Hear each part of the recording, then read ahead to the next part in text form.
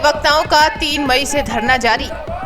अधिवक्ताओं की रोजी रोटी पर आया संकट। अधिवक्ता विरोधी फरमान वापस न लेने पर 2027 के चुनाव में भाजपा का करेंगे विरोध। अधिवक्ता विरोधी फरमान के विरोध में अनिश्चितकालीन धरना जारी। प्रदेश और देश में भारतीय जनता पार्टी की सरकार है। देश और विदेश में मोदी और योगी सरकार की नीतियों की वाहवाही हो रही है, परंतु उत्तर प्रदेश के अधिवक्ता और शिक्षा मित्र अपनी और अपने परिवार की रोजी रोटी की व्यवस्था के लिए सरकार के आदेशों के खिलाफ धरने पर बैठे हैं। उनकी कोई भी सुनने वाला नहीं है। उन्होंने कहा कि यदि उत्तर प्रदेश सरकार अपने काले कानून को वापस नहीं करती तो हम आगामी चुनावों में भारतीय जनता पार्टी का विरोध करेंगे और पार्टी के खिलाफ मतदान करेंगे और करवाएंगे।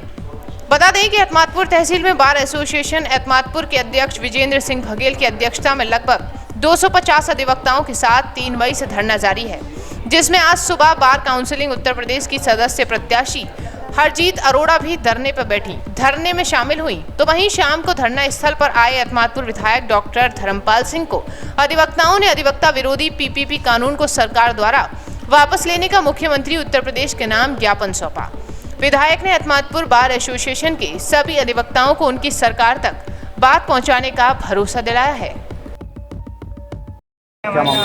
ये हमारे सभी सम्मानित साथी अधिवक्ता 2 बिंदुओं को लेकर हड़ताल पर हैं।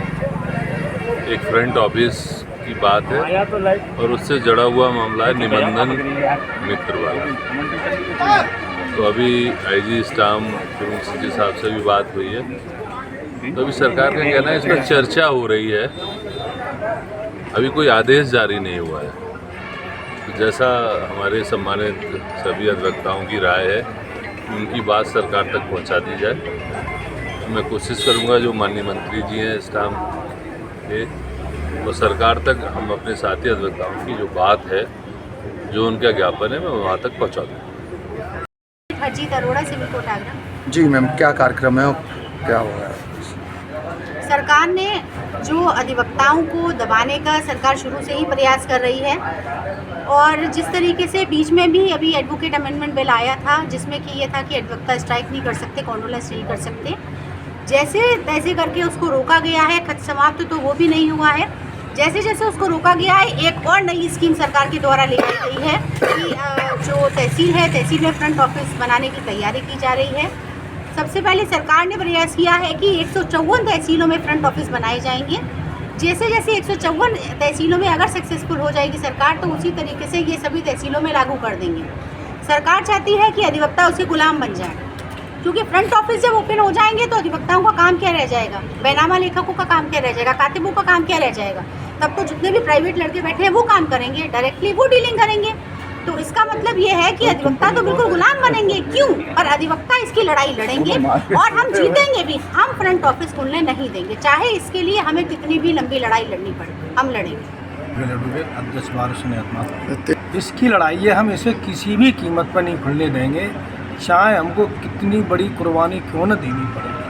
आज हमें 10 दिन हो गए, 3 तारीख से और 13 तारीख हो गई हमारी धरने पर है, हड़ताल पर है। हमारे ज़िले के सारे अधिवक्ता हैं और आगे भी हमें शायद 2 महीने तक क्यों नहीं धरने पर बैठना पड़े, परंतु हम फ्रंट ऑफिस किसी भी कीमत पर खुलने नहीं देंगे। महासचिव बार एसोसिएशन एतमादपुर, हमारी हड़ताल 3 तारीख से जारी है और जब तक सरकार जो फ्रंट ऑफिस पीपीपी मॉडल पर खोले जा रहे हैं, इस निर्णय को अपने को वापस नहीं लेती, तब तक हम हड़ताल जारी रखेंगे। हमारे अध्यक्ष और हमारी मैडम हरजीत अरोड़ा जी हमारे साथ इस समय हैं। तो हम सब लोग जब तक सरकार निर्णय वापस नहीं लेती तब तक इस धरने को जारी रखेंगे। और हमारा अनुरोध है सभी अधिवक्ताओं से, आम जनता से, कि अगली बार चुनाव हो तो इस सरकार को बदलना है। जय हिंद, जय Bharat. Chairman Elder committee bar association. एक अधिवक्ता इतनी पढ़ाई करके आता है, वकालत करने आता है, लेकिन उसके सारे अधिकार छीन लिए जा रहे हैं, तो अधिवक्ता क्या करेंगे और इसके लिए सरकार को क्या करना चाहिए? यही तो दुर्भाग्य है, बिना सोचे समझे ये ठेकेबंदी में हमारे ये निबंधन कार्यालयों को, बैनामा के कार्यों को जो दिया जा रहा है, इससे तो हमारे अधिवक्ताओं में भी कोई काम नहीं रहेगा, बेरोजगारी बढ़ेगी।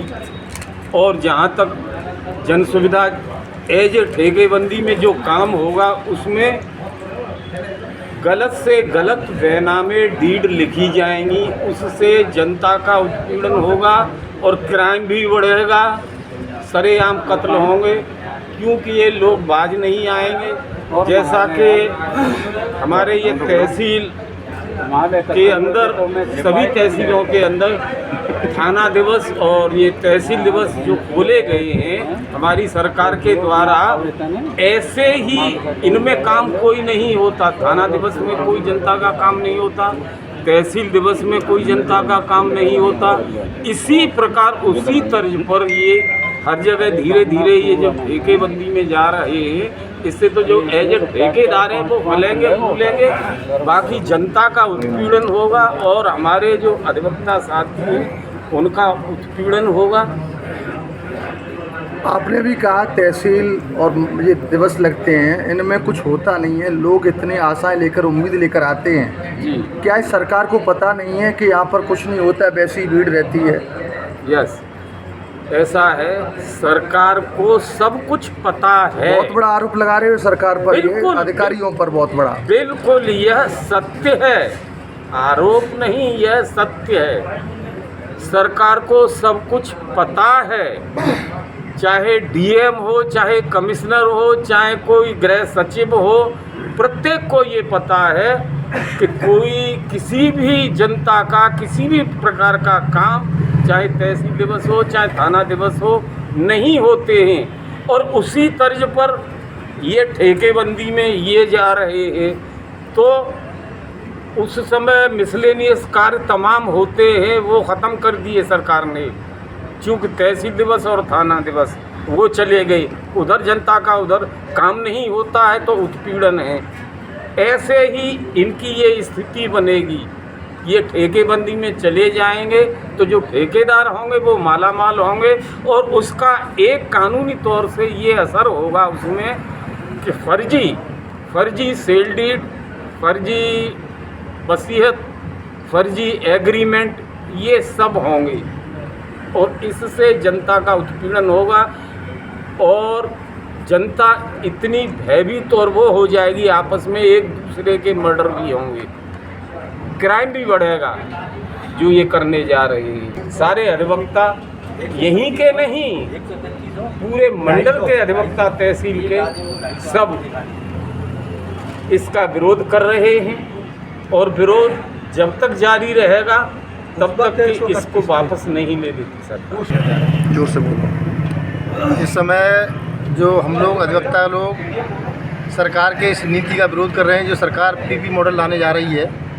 जो कि अभी इसका प्रयोग कुछ ही तहसीलों में करने जा रही है और इससे हमारी तहसील के अंदर, ज़िले के अंदर जो बेनामा लेखक, कातिब और अधिवक्ताओं का जो निहित हित है उसको ख़त्म करने का प्रयास किया जा रहा है, जो कि उसका हम सब लोग घोर विरोध करते हैं। आने वाले समय में अधिवक्ता लोग बेरोजगारी की स्थिति में हो जाएंगे और जो जिस उद्देश्य से सरकार इस पीपी मॉडल को लेके आ रही है उस उद्देश्य विफल हो जाएगा, क्योंकि निजीकरण में तो भ्रष्टाचार की सीमा और ज़्यादा बढ़ जाएगी। क्योंकि एक अधिवक्ता को एक विद्वान अधिवक्ता कहा जाता है, जो कि बेनामों को देखकर सही निगरानी करने के बाद जब उसका प्रेजेंटेशन किया जाता है रजिस्ट्री ऑफिस में। और निजीकरण में क्या होगा कि वो लोग 3-3 दिन एक बेनामों को 4-4 दिन लग जाए। एडवोकेट तहसील अहमदपुर, हमारा निरंतर सरकार के प्रति विरोध जारी है, चूँकि सरकार हमें बेरोजगार करने पर तुली है। क्या 15 से 20 लाख लोगों को सरकार बेरोजगार दे सकती है? इसी सवाल के साथ मैं सरकार से सवाल करता हूं कि सरकार हमारी मांगों को पूरी करे और जल्दी इसका निष्कर्ष निकाले।